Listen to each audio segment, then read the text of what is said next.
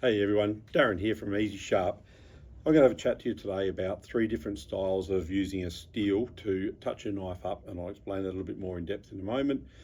We've also got a best tester sitting in front right here. Some of you will be fully aware of what a best tester is, some of you will have heard of what a best tester is, and some of you would never have heard of one before. It's a measuring device to measure how sharp a knife is, and it's worked on the amount of grams of pressure downwards. So we'll kick straight in here. What I do have just sitting in here is a little accessory, which is this one here. It's got a little strand through there, which is your test strand that you cut. You will hear that when I go through here. So we're zeroed. I'll just gently push this down, and we're just going to see what the breaking point is. And we're at 504 or 9 there, reading upside down. You would have heard it click as it went through. I will do a swap out now so that we're definitely ready to go when I'm finished. Make sure it's all the way in, and probably should make sure we zero that as well.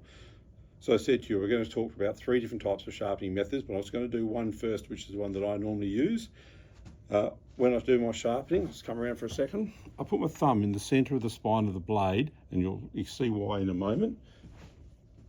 When you put your knife onto your steel, you put your thumb down, then your knife goes down. As your blade or your edge touches your steel, you're going to hold that same angle, and that'll be the same on the bottom side underneath here. So just for now, I'm just going to go right through. I'll do 3 times on each side, and we'll just retest the knife. And hopefully you'll see the difference just simply 3 passes can make on that sharpening side of it. We are zeroed, so sit that in there, and just push down gently. And 245, so almost like it's 50% sharper than what it was before, just with 3 passes on the steel, because it's standing the edge up. So now the benefits of using the steel, obviously you'll spend the effort to get your new edge on your knife, and your knife will be sharp.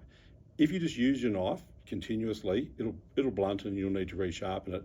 If you bring a steel into the equation, what you're doing is you're just continually standing that edge up. The more often you touch your knife up, the sharper, or the longer it will stay sharper for, the less time between your main resetting of your angles. So pretty much what that means, I do a fair bit of cooking at home. So every 2 or 3 nights that I cook, I just run my knife over my steel 2 or 3 times on each side. Don't do it like 5, 10, 15, 20 times, 2 or 3 times. You saw the difference 3 times it takes right there. If you're in the meat industry, butcher, abattoir, even commercial fishermen, you'll be taught to hold a steel at approximately a 45-degree angle, and you'll bring the knife towards yourself. Something a lot of recreational people, guys and ladies, aren't particularly comfortable with. I say leave that to the professionals. What we can do as recreational people is do it in a lot safer manner that we're comfortable with. You saw my method, where I hold the knife and the steel horizontal, and I run the knife across, like I said, through there. A few things you need to be mindful of. Don't come through and bring the blade up. And it's not a ski jump. Don't go the other way. Over exaggerated, but I see that a lot where people will start at one angle and they finish at a completely different one. They try and do it really fast. Again, you saw how I did it. You don't need to do it fast, and you don't need to apply a lot of pressure. You just need a good contact. So you've seen that second method as well. Now the other one that I do see a lot, I've got a tea towel on the ground here, because if you've got that on the kitchen table at home and you start doing that and your wife's watching you and the knife hits the table, there could be some trouble around the camp. Vertical, knife on there, and again, we're watching that angle as we come through. And by doing it this way, it's very safe. Again, you don't have to do it fast. You're just going to run that through 2 or 3 times on each side. All 3 of those methods are the same, 2 or 3 times on each side. And as I said, if you do that regularly, you'll find you'll keep your knife sharper for a lot longer. And you saw straight away at the start with the best tester what the difference was, just with 3 passes on each side.